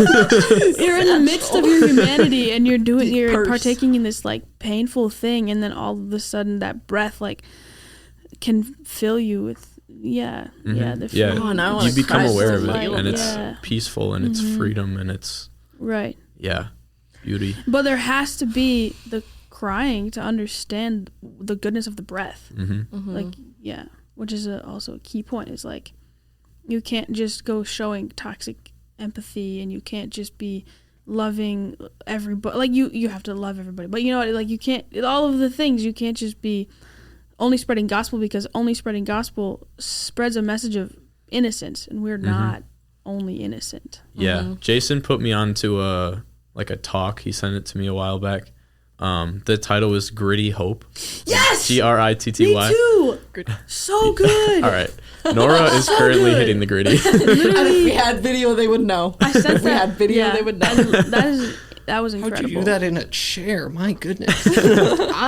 I'm very talented woman. I'd dislocate my shoulder trying to gritty. I can gritty in a chair. What can I say? But Sorry, he sent you that too? He did. It's so good.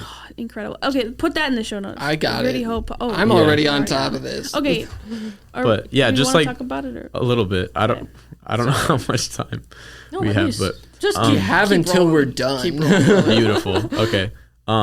And you can, since did he send you that to you too? I've never heard it, so you guys should take it away. It's short. It's like 45 minutes. It's really good. It's incredible. I will. But it's kind of the idea that like within art, and I don't know, I guess just kind of theology, but specifically art was kind of what the talk was about.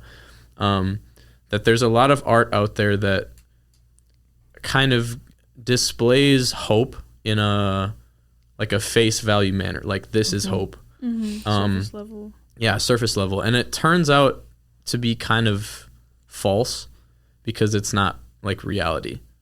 Like, I think the way they put it in the talk was that it's like a snapshot of the Garden of Eden. Not that they actually painted the Garden of Eden, but like, it's something without sin. It's something without struggle. It's something without law, something without like things that we would categorize as probably negative. Well, negative. And it doesn't, it provides like a momentary like, okay, but it doesn't really last, and it's not. It doesn't give you anything of substance. Right, exactly, because it's not reality. but art that embraces the struggle, art that embraces where we were in our sin, art that the word that I really like and still haven't quite thought fully through yet, but the word that they used in the talk was eucatastrophe, which is such a cool concept. Art that embraces what we would categorize as negative, to show the importance of the positive, to show the importance of the gospel, hope, resiliency, Right. and it manifests itself in art that is so much more beautiful And truth. and true Yeah. and real and Good synopsis. Everyone go listen to that podcast Yes. after you finish ours. yes. Every episode. There was here. You guys keep talking. I wrote a quote down that I really like I from wrote that. a lot down too from it, and my phone is dead. Do you all ever think that you're just a blue ink user in a black ink world? No, I use Jackson. both. I use don't both think of them, It's bro. just me. Okay. Do you use You blue think ink? it's Are a you black using blue ink world? What's Yeah. making you feel that that's Because the truth? I can never find blue pens anymore. Like they're my like go-to pen ink color, and they're like, sign this in black ink, and I'm like, what? I don't thought have it any was blue or black black. pens. Like I have blue pens. Like come on now. I just like the look of the blue. I don't I'm so know. sorry you're going through It this. just goes well. It just goes well on my legal God pads. gives his I don't hardest know. battles to his bravest soldiers. So there's 3 quotes that I took out of it. The first is art that uses hope and despair to portray something bigger interests me. Art that uses them as its aim does not. And then taking that point further, hope for hope's sake, hope as tautology, hope because I said so, is the enemy of intelligence and enlightenment. And then kind of taking that thought, I don't know, down the train of thought. The very act of creation is a refusal to accept ultimate tragedy as final. I loved that one. Yeah, that one was really good. Anyways, you guys should go listen to the talk, because my synopsis did not adequately capture the beauty of that talk and what it. Yeah, can Yeah. our recommended episodes include that? Or does it have to be from West of the Feast? Sure. Okay, let's do that. Okay. That's mine as Silas' recommendation. Well, I Beef, engage though. with that.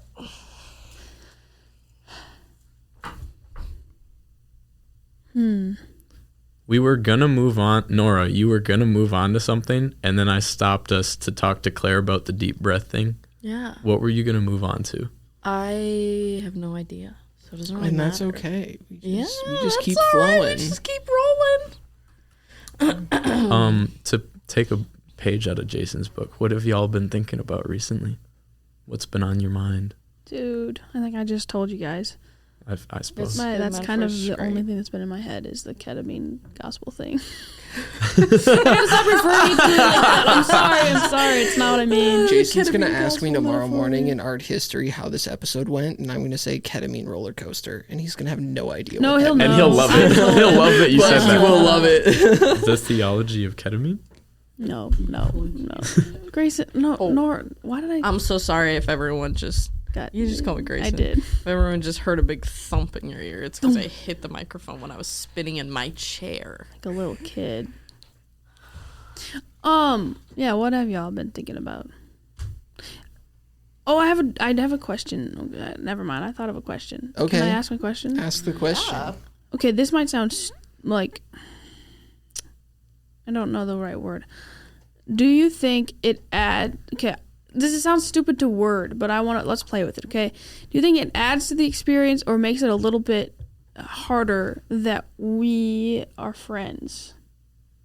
Like, because obviously it adds to it, right? That's a definite answer. But, like, I think for a minute, for me, it felt a little bit like, well, I don't want to stomp on Nora's rodeo. And then when I hear that you're coming, I'm like, well, what are we all offering that's, like, different enough? And I'm just really confused about, like, my own value if like, you know, so I went absolutely. back and forth because I feel like if it was someone that I didn't really know or didn't really, like we were surface level or like kind of didn't know of each other and it was Jason just kind of has a vision, it would be different. It'd be like, oh, okay, whatever. They do their thing, I do my thing. We don't. But the fact that we're pretty close is, I think, different. I had a point earlier that was similar, but I realized that it kind of connects here too. There's something about this, I don't know if it's specifically the medium or specifically just this room or if it's like that a lot of it has stemmed from Jason. But earlier, Norah, you were talking about how like you've had thoughts that when you're surrounded by like professors and peers that, you know, on paper are way more qualified or whatever, do you feel like you don't necessarily belong here? Mm-hmm. And obviously we disagree, but there's something about being in this space or being a part of a medium like this that like strips that away. Like it strips away prior qualifications, it strips away assumptions, and I think to your question, like it almost strips away our friendship, which sounds really bad, but like it kind of removes, I guess back to like the assumptions thing, like it removes the fact that we already know each other too well, or it removes the group dynamic, I suppose. And it allows us to kind of deliver a pure message. Yeah. That's different, which, I mean, I'm not putting down the fact that there are definitely group dynamics with different people and that kind of thing. But there's just something about this podcast that allows us to, deliver something pure and deliver something beautiful that is beyond, the fact that we're friends and beyond the fact that there's brilliant professors here. And I don't know if that answers your question, but lit theory, I'm not in the class lit theory, but they're talking about, Annika talked to me about this article called The Death of the Author, and she sent it to me because it sounded really interesting, and it was probably the densest thing I've ever read in my life, and it was so difficult to read, but kind of the message I got from it is very much that we really like to analyze books within the context of the author and what the author went through, and why they would be writing about this, and what the author meant by it, and the person who's writing the article advocated for this idea of the death of the author, where we look at the work for what it is without the context of the person who wrote it, without the context of what that person meant or knew, and in that we find the purest message. So the death of the author is the birth of the reader. And so it's like, I think that kind of like lines up with what you're saying, is that when we come in here, there's this death of self that results in maybe the birth of understanding for other people. I hope so. Anyways, but that's a little bit gorgeous. Yeah, thank you. That's a little bit tangential, but no. Okay, the last thing blocked on my list is leaving things behind. So, I'm going to go to Florence, Italy next semester, and I'm so excited. My visa got approved like a week ago now, so it's like for sure. I was a little bit worried about that, but it's for sure going. And I think we've talked about like a couple of things that I've been thinking about a lot, or thinking of the trip as. We talked about taking a deep breath. That feels like what this trip is. We talked about like transformation. I think that's what this trip is. So I don't know, I'm really excited, and you guys are gonna do amazing, and I can't wait to, like Claire said, like get to experience it as a fan instead of a person on it. So I'm excited. It's gonna be fun.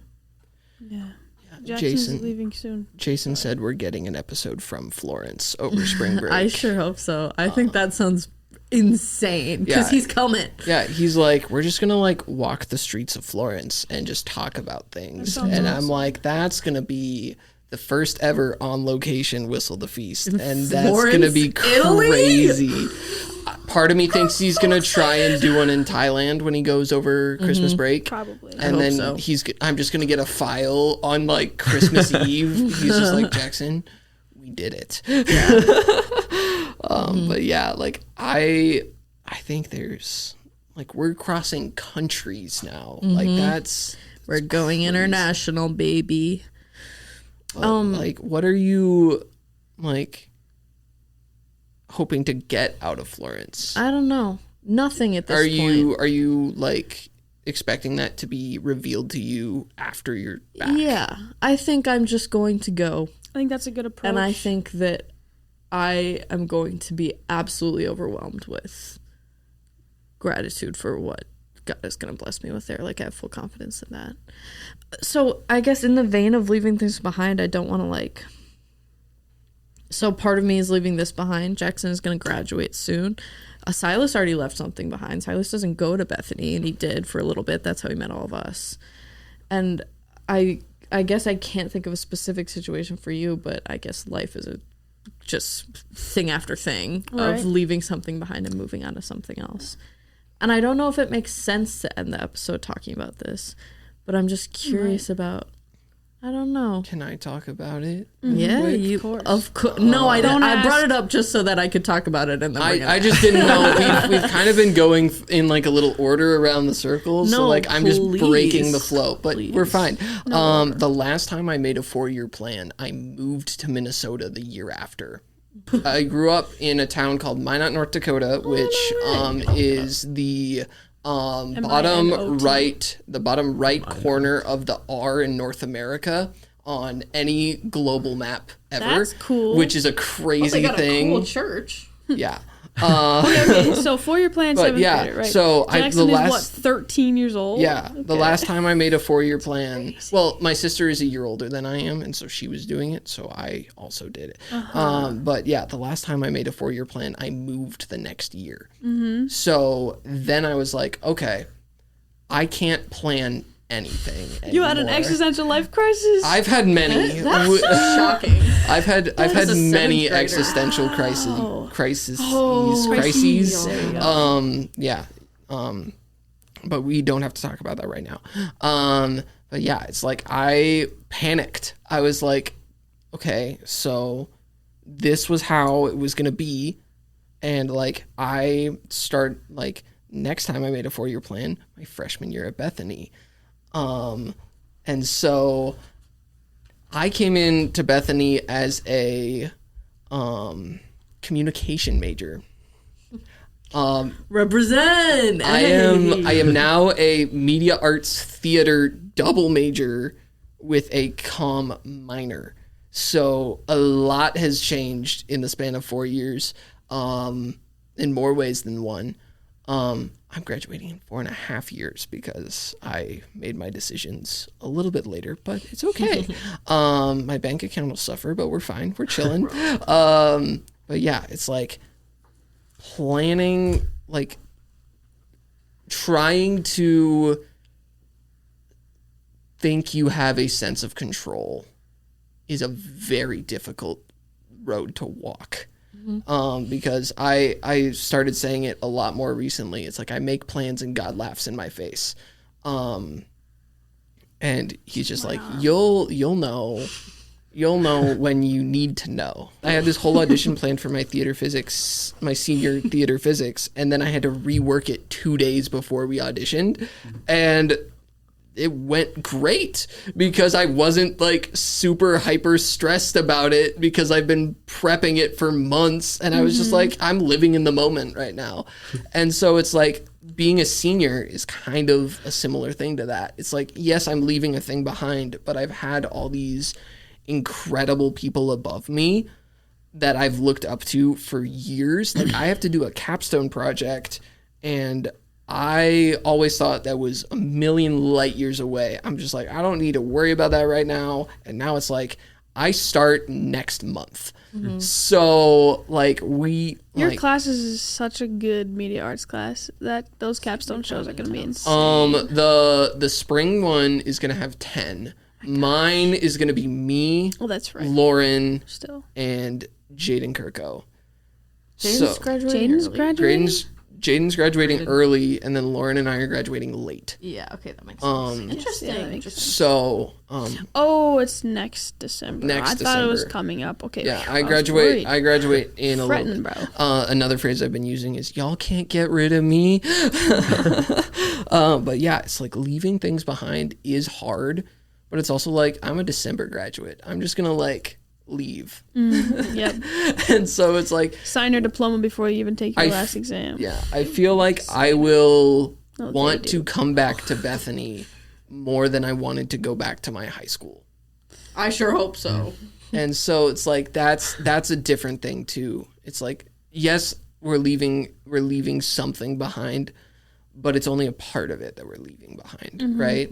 There's still the part of it that you remember from when you were there. There's that fragment, but there's also what you get to do with it, right? Yeah. And yeah, so leaving things behind aren't always bad necessarily, but it's like I said, you make plans and God laughs at you. Like you don't know.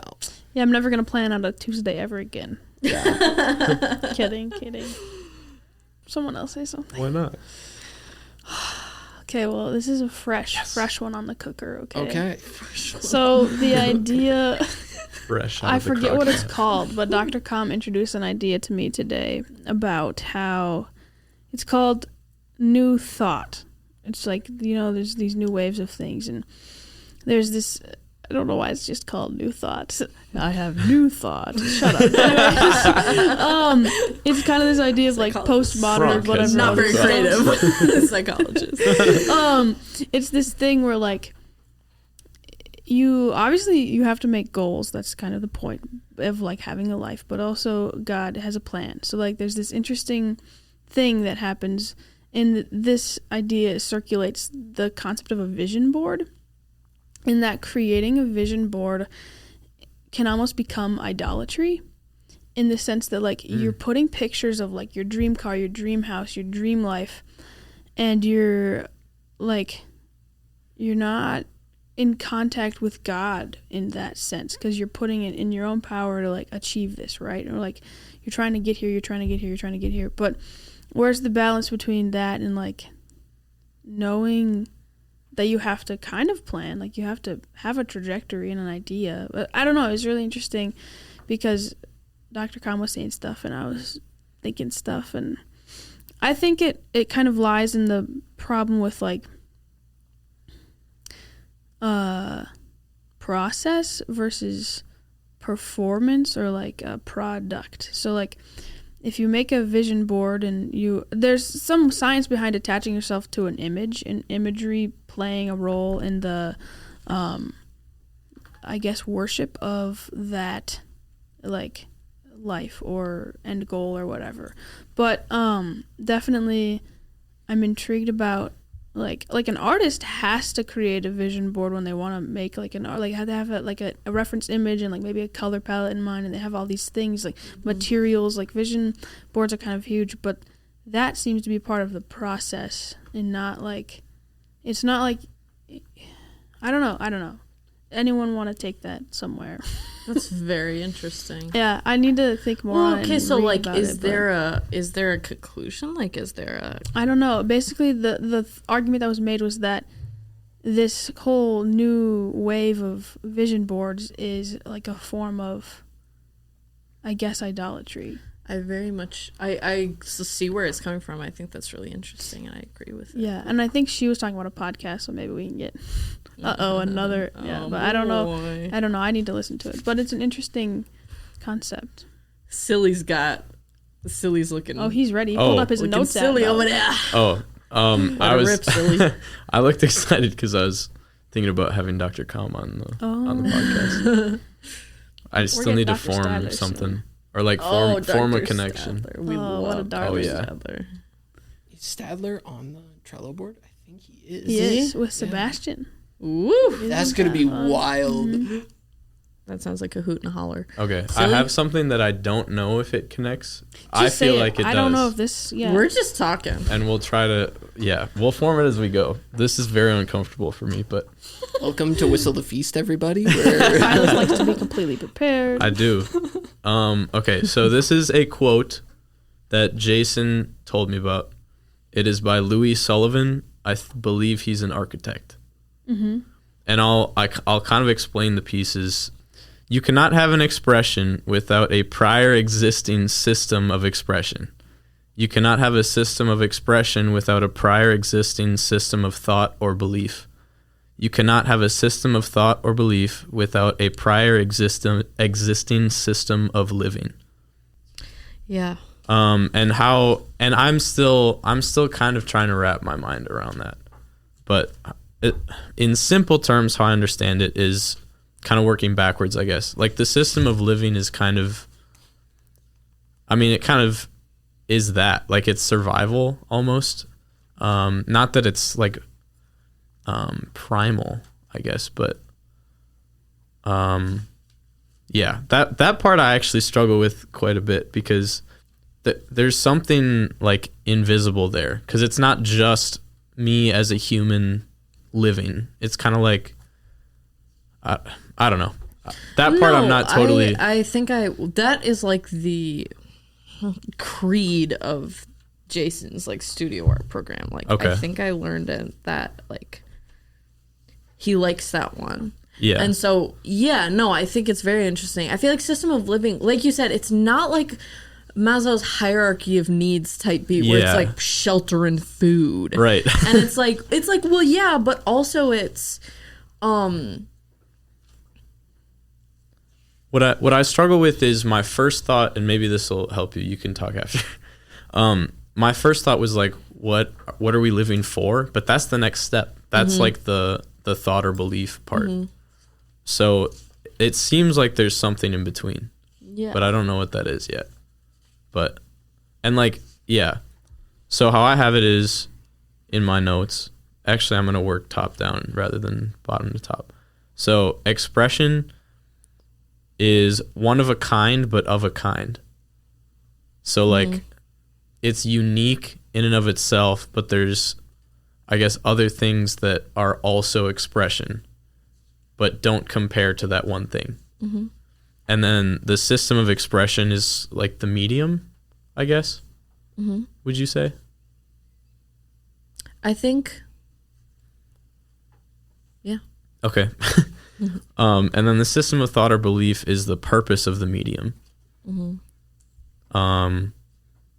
We've heard like the medium is the message a little bit. That's kind of that idea, right? That's the thing. The medium is the message. Yeah, I think so. Am I quoting that right? I can't remember. Anyways, and then the system of living is. That part is so fascinating. It's hard. I think it's like, I've started thinking about it as like moving through the body, head, shoulders, knees, and toes style. So like a system of living is your feet. So feet need to be planted on something. You need to solidly be somewhere. So system of living, right? And then you move up to like head and heart. System of thought belief, right? Is that next? System and thought. System of thought or belief. Thought or belief. We have head and heart. Then we need system of expression. Hands, I think. Hey. Just some ASMR for you guys. Always looking out for y'all. System of expression, right? And then with expression, we move external. So like that manipulation or playing with the... Anyways, with Earth, with the world. Yeah. Why I brought that up is we're finally getting back to Claire. Sorry. Why I brought that up is I feel like that's a good, like, or at least a similar framework. Like you're, at least if I'm understanding you correctly, or Dr. Com correctly, you're describing that the idea that you have in your head can become so, like you can become so obsessed with it that it becomes an idol. Mm-hmm. But the hard part then is you don't want to do the inverse of that, which is not plan anything. Right, not have an idea. Yeah, Yeah, right. exactly. So you need plans, you need to imagine things, you need to have goals. But you don't want having the goal to be like the focus. And I'm trying to like place that into this framework of thinking. Like maybe the expression is like what actually happens, and the system of expression is like the process. You use that word, the process. I like that. And which is like the medium sort of in this line of thinking. So the process is the system of expression, like how you get there. And then the system of thought or belief is like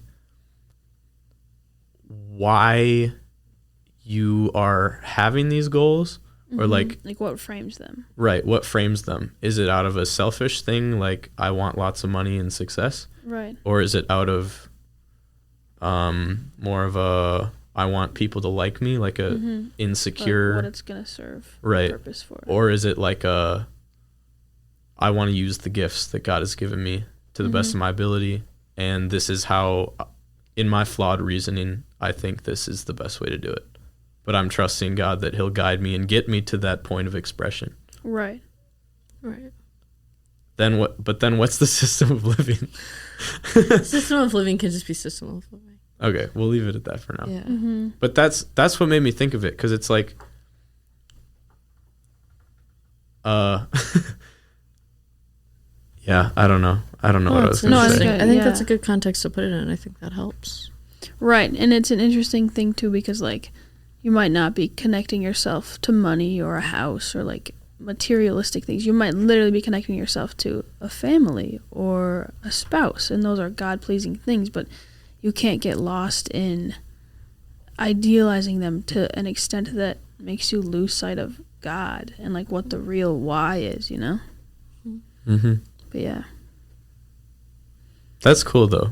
We should talk more to Dr. Kama about that. About it too. She told me about it like she had just read an article about it or something. So yeah, she's probably processing it as well. New thought. New thought. I don't remember if we we hope you've had some new thoughts listening to us today. I think I'm ready. Yeah. I think your list reminded me of a thing I wrote down in my notebook a long time ago, and I'm just going to say it, okay? From the ears to the heart, from the heart to the lips, from the lips to the life. Thanks for listening to Whistle the Feast. See you guys next time. And that concludes this episode of Whistle the Feast. We hope you enjoyed being a part of the conversation as much as we did. Whistle the Feast would not be possible without all the creative people and spaces at Bethany Lutheran College. And you can head on over to blc.edu to learn more about the college or schedule a visit. If you have thoughts, questions, or feedback, we'd love to hear from you. You can actually send any feedback about the show to feastreaders@gmail.com. A huge shout out to the wonderful people in our Bethany community for sharing their thoughts with us, and our producer Jaksyn Graham for managing the edits. And with that, I'm Norah Kratz alongside Jaspersen, and we want to thank everyone who tuned into this episode of Whistle the Feast. Until next time. Get curious, be of good service, and discover what God has given you.